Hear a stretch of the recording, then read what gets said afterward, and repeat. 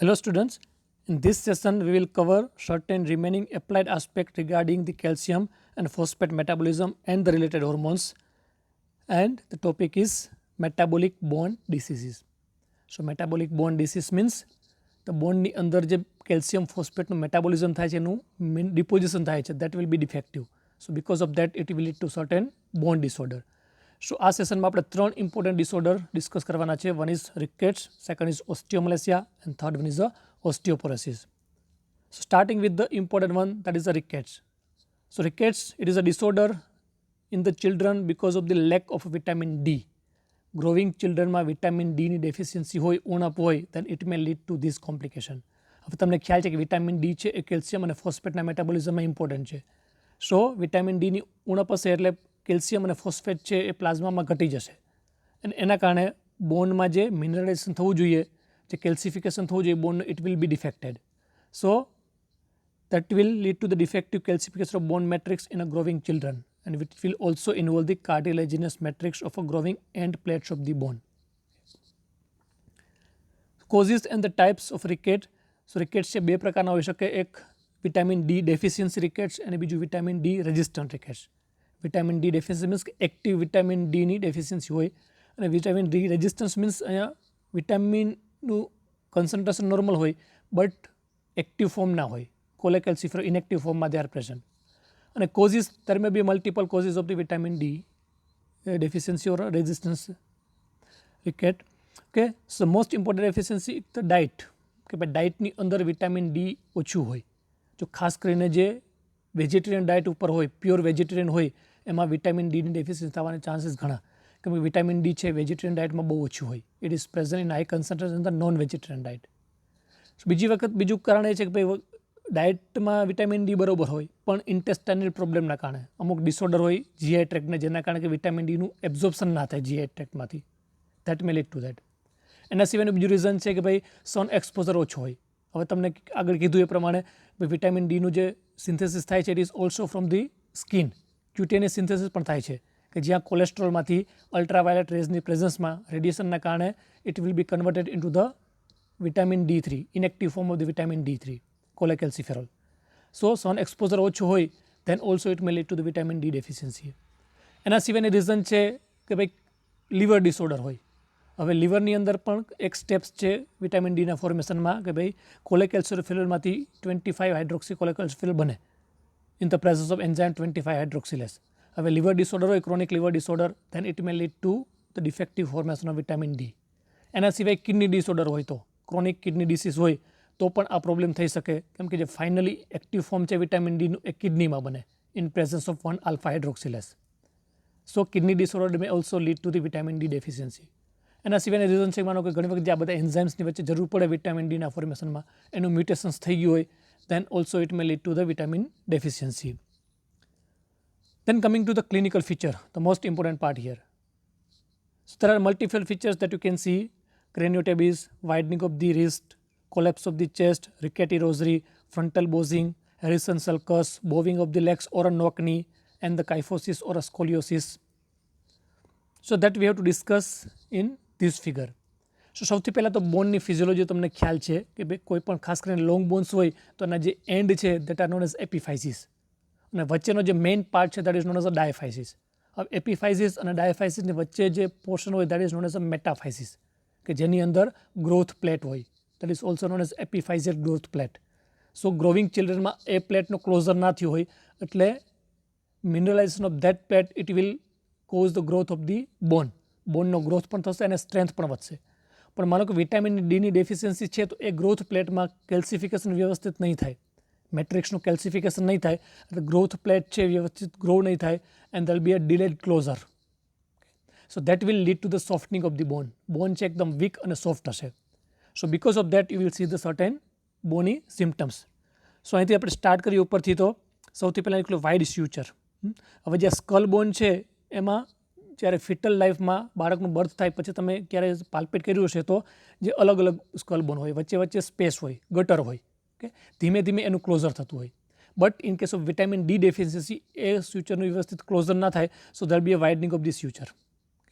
અને બીજું કે delayed closure of the fontanelle, ખાસ કરીને ફ્રન્ટલ અહીં એક સ્યુચર હોય છે કે જ્યાં સ્પેસ હોય છે initially, but by the age of 1.5 year or 2 year, 1.5 થી 2 વર્ષનું બાળક થાય ત્યાં સુધીમાં સ્યુચરનું ક્લોઝર થઈ જાય, એટલે બોન છે આખું એક થઈ જાય.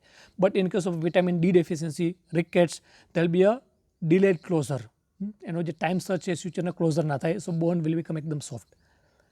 બીજું છે ક્રેનિયોટેપ્સ.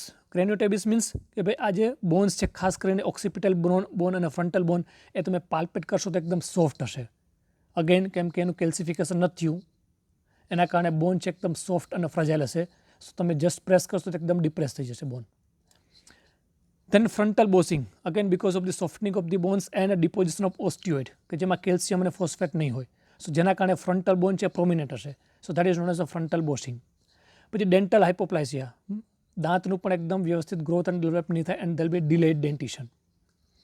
દેન rickety rosary. Rickety rosary means કે અહીંયા જે ચેસ્ટમાં જે કોસ્ટોકોન્ડ્રલ જંક્શન હોય, જે રિબ્સ છે એનો ઇનિશિયલ પાર્ટમાં કાર્ટિલેજ હોય અને પછી રિબ પ્રોપર હોય, તો એનું જે જંક્શન છે ત્યાં you will see the beads like appearance, એકદમ પ્રોમિનેન્ટ તમે પાલ્પેટ કરી શકો એવા બીડ્સ દેખાશે તમને, એવા ફીલ થશે.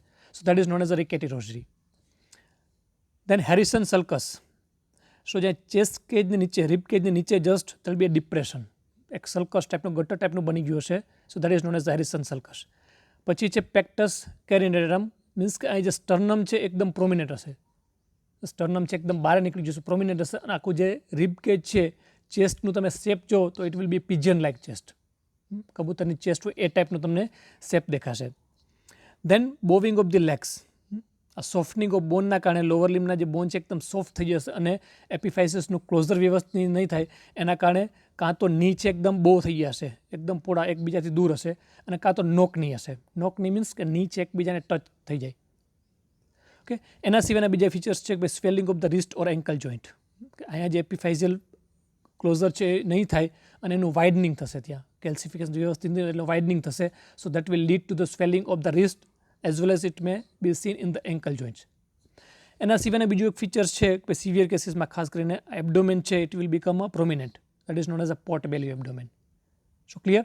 એની સાથે સાથે મસલનો વેસ્ટિંગ હશે, એટલે મસલ એકદમ થીન હશે, એકદમ ફ્રજાઇલ હશે, એકદમ વીક હશે. So clear. So these are the features seen in the rickets. So આ સેમ જ ફિગર છે ઓલમોસ્ટ અહીંયા, pot belly abdomen and the widening of the knees, then frontal bossing like that.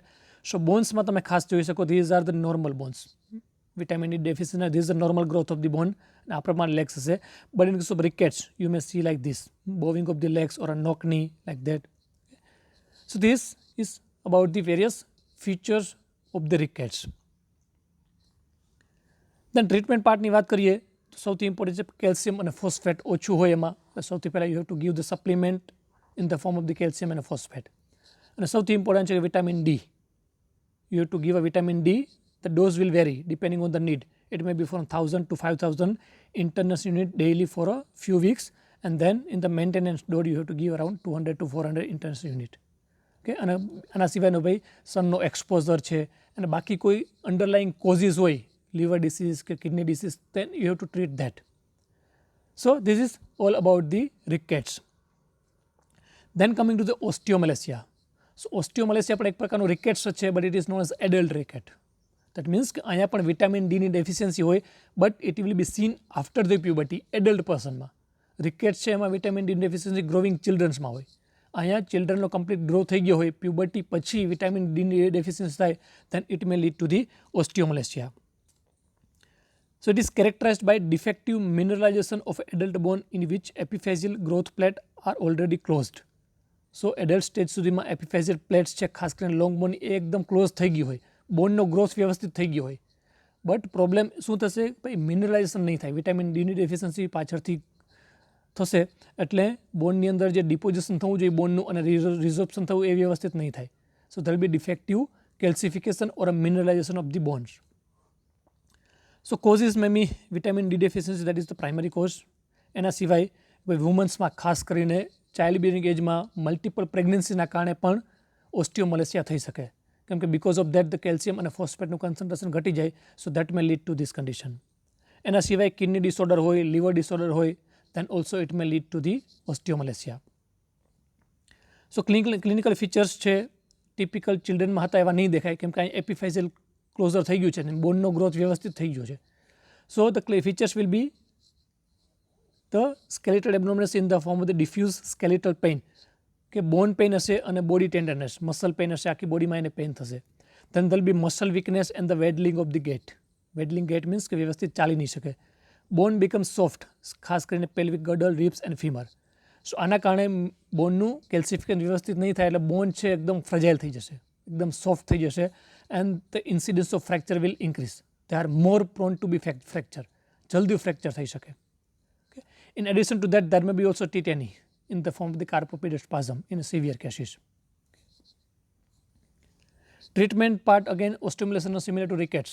Vitamin D તમારે આપવું પડે outside થી, and in addition to that, calcium and phosphate you have to give for the adequate mineralization of the bone.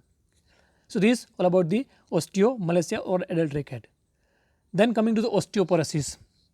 So osteoporosis, it is mainly seen in the old age, and where there is a reduction of the bone mass per unit bone volume with the normal ratio of bone matrix and bone mineral. So ricketમાં શું થાય કે બોનનો growth વ્યવસ્થિત ના થાય અને એનું મિનરલાઇઝેશન ના હોય. ઓસ્ટિયોમલેસિયામાં શું હોય, બોન ગ્રોથ વ્યવસ્થિત થઈ જાય પણ અંદર કેલ્સિફિકેશન ના થાય, મિનરલ ઓછા હોય, બાકી બોનનું જે મેટ્રિક્સ છે એ વ્યવસ્થિત હોય.